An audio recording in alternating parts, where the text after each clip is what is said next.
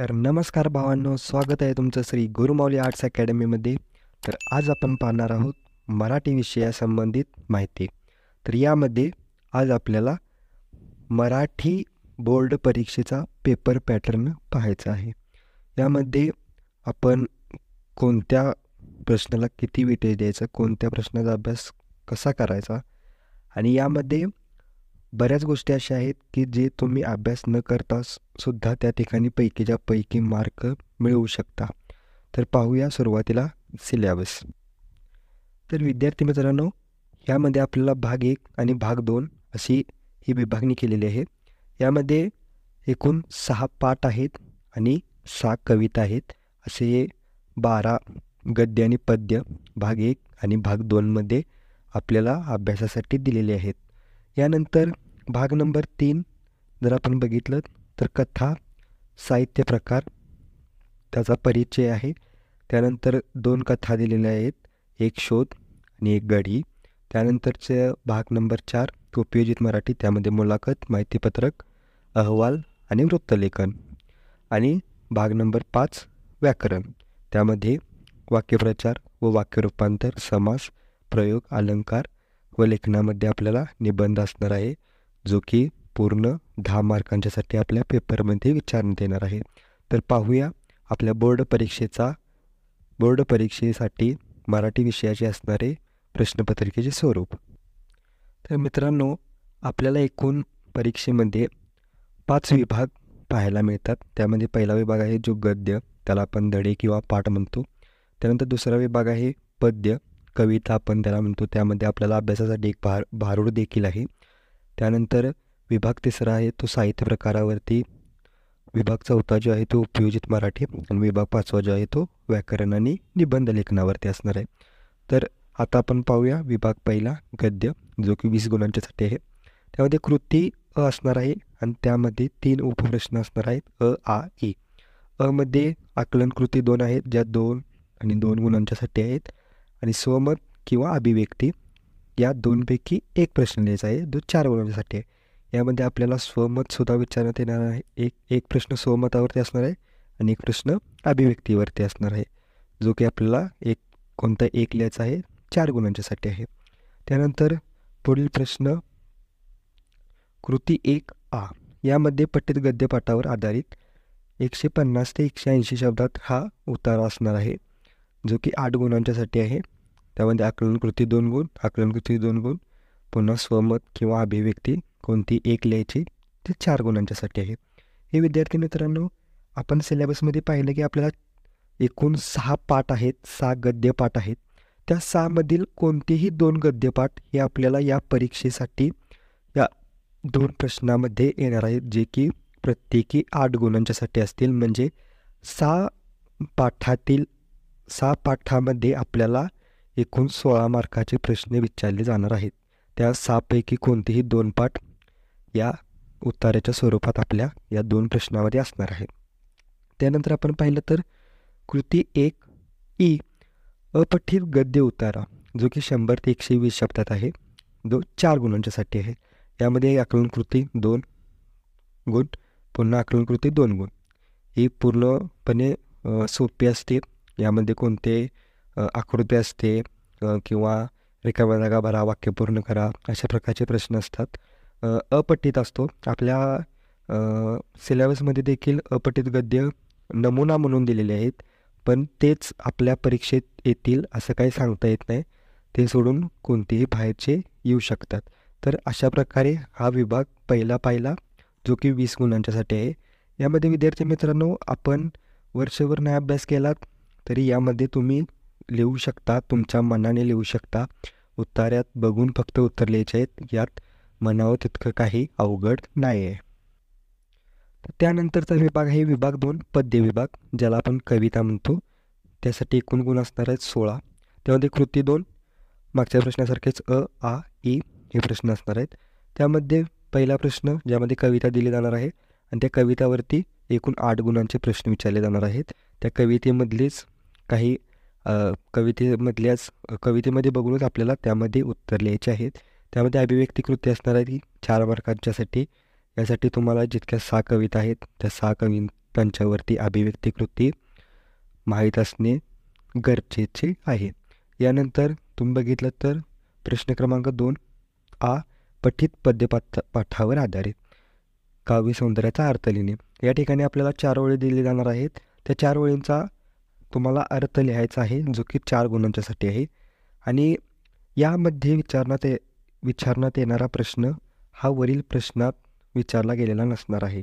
म्हणजे या ठिकाणी येणारी कविता ही वेगवेगळी असणार आहे. म्हणजे या कवितेतील ओळी या प्रश्नामध्ये येणार नाहीत. त्यानंतर आहे कृती 2 पठित पद्यपाठावर आधारित, जे की 4 गुणांच्यासाठी आहे. या ठिकाणी काव्य सौंदर्यावर आधारित कृती किंवा रसग्रहणावर आधारित कृती. काव्य सौंदर्य लिहिण्यासाठी तुम्हाला 4 ओळी देण्यात येणार आहेत आणि रसग्रहणावर आधारित तुम्हाला 4 कृती देण्यात येणार आहेत, 4 ओळी देण्यात येणार आहेत. त्यामध्ये तुम्ही काव्य सौंदर्यावरती आधारित कृती सोडवणार असाल तर त्या 4 ओळींचं तुम्ही काव्य सौंदर्य लिहायचं आहे. त्यानुसार तुम्हाला रसग्रहण जर लिहायचं असेल तर तुम्हाला रसग्रहणासाठी दिलेल्या वेगळ्या कवितेच्या 4 ओळींच्यावरती तुम्हाला रसग्रहण करावे लागेल. तर या ठिकाणी सर्वात महत्त्वाची गोष्ट म्हणजे अमध्ये विचारण्यात येणारी कविता ही आ आणि ईमध्ये विचारण्यात येणार नाही आणि आमध्ये विचारण्यात येणारी कविता ही दुसऱ्या कोणत्याही प्रश्नात विचारण्यात येणार नाही. एकूणच जर म्हणायचं झालं तर या 4ही प्रश्नांच्यासाठी 4 वेगवेगळ्या कविता तुम्हाला देण्यात येणार आहेत. म्हणजे 6 कवितांच्यापैकी तुम्ही कोणत्याही 4 कवितांचा 6 पैकी 6 कवितांचा तुम्ही परफेक्ट अभ्यास केलात तर 16 गुण तुमच्या हातचे कोणीही हिसकावून घेऊ शकत नाही. यानंतर आहे विभाग 3 साहित्य प्रकार कथा, जो की पूर्ण 10 गुणांच्यासाठी असणार आहे. त्यामध्ये 2 प्रश्न कृती क्रमांक 3 अ कथा साहित्य प्रकार परिचय यावरती हा आलेला अभ्यासाला पाठ आहे. त्यावरती 120 ते 150 शब्दात उतारा असणार आहे. त्यावरती तुम्हाला आकलन कृती असणार आहे 2 गुणांच्यासाठी आणि दुसरी आकलन कृती आहे ती 2 गुणांच्यासाठी असणार. असं या उतार्यावरती आपल्याला 4 गुण आहेत, ज्याचा की अभ्यास आपण नाही केलात तरी ते आपण उतार्यामध्ये बघून लिहू शकतो. त्यानंतर बघा मित्रांनो, कृती क्रमांक 3 आ पठित कथांवर आधारित प्रश्न. जे आपल्याला कथा आहेत, शोध आणि गडी नावाची कथा आहे, त्यावरती आपल्याला 6 गुणांचे प्रश्न आहेत. स्वमतावर आधारित 2 कृती, अभिव्यक्तीवर आधारित 2 कृती, जे की 3-3 गुणांच्यासाठी आहेत. त्यामध्ये एकूण आपल्याला 4 प्रश्न दिले जातील, त्यापैकी कोणतेही 2 सोडवायचे आहेत.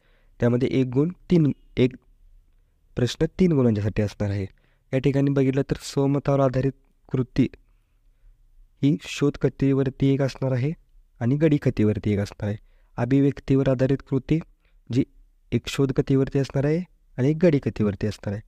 यामुळे तुम्ही दोन्हीपैकी कोणत्याही एका कथेचा पूर्णपणे अभ्यास केलात तर या ठिकाणी 6 पैकी 6 मार्क आपण आरामामध्ये तुम्ही हे 6 मार्क तुम्ही मिळवू शकता.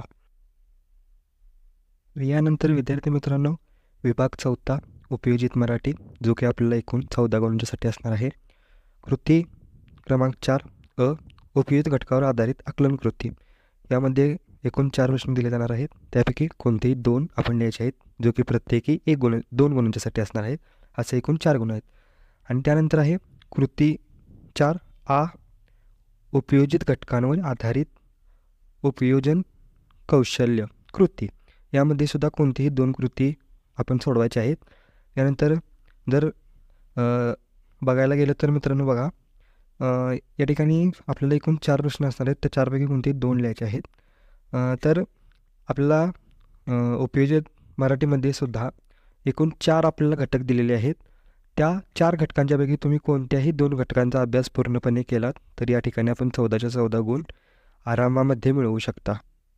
यानंतर आहे विद्यार्थी मित्रांनो विभाग 5 व्याकरण व लेखन, जो की 20 गुणांच्यासाठी असणार आहे. यामध्ये बघा कृती 5 व्याकरण घटक व वाक्यप्रचार. यामध्ये वाक्य रूपांतर 2 गुण, समास 2 गुण, प्रयोग 2 गुण, अलंकार 2 गुण आणि वाक्यप्रचार 2 गुण. यामध्ये तुम्हाला कोणताही ऑप्शन असणार नाही किंवा तुम्हाला कोणतेही ऑरचे क्वेश्चन्स नसणार आहेत. त्यामुळे हे सर्व क्वेश्चन्स तुम्हाला सोडवणे गरजेचे आहे. तर असं एकूण व्याकरण आपल्याला 10 गुणांच्यासाठी असणार आहे. आणि त्यानंतर सर्वात महत्त्वाचं जे आहे ते म्हणजे कृती क्रमांक 5 आ निबंध लेखन, जो की 5 पैकी कोणताही एक लिहायचा आहे, जो 10 गुणांसाठी असणार आहे.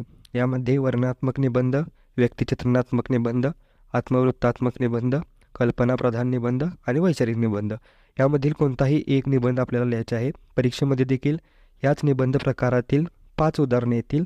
त्या 5 पैकी तुम्हाला कोणतेही एक प्रश्न आपल्याला सोडवायचा आहे. त्यामुळे या 5 पैकी कोणत्याही एका निबंध प्रकाराचा अभ्यास तुम्ही चांगला करा आणि या ठिकाणी पैकीच्या पैकी गुण आपण मिळवू शकतो. आज या व्हिडिओमधून विद्यार्थी मित्रांनो आपण पाहिलं की मराठी विषयाचा बोर्ड परीक्षेचा पॅटर्न. हा व्हिडिओ बनवण्यामागचं मुख्य उद्दिष्ट होतं की आपण वर्षभर अभ्यास करत असतो, पण आपल्याला हे कळत नसतं की आपण वाचलेला प्रश्न, आपण वाचलेलं उत्तर हे नेमकं प्रश्नपत्रिकेमध्ये कुठं येणार आहे आणि ते किती गुणांसाठी येणार आहे. तर या व्हिडिओमधून आपण ते व्यवस्थित समजून घ्या.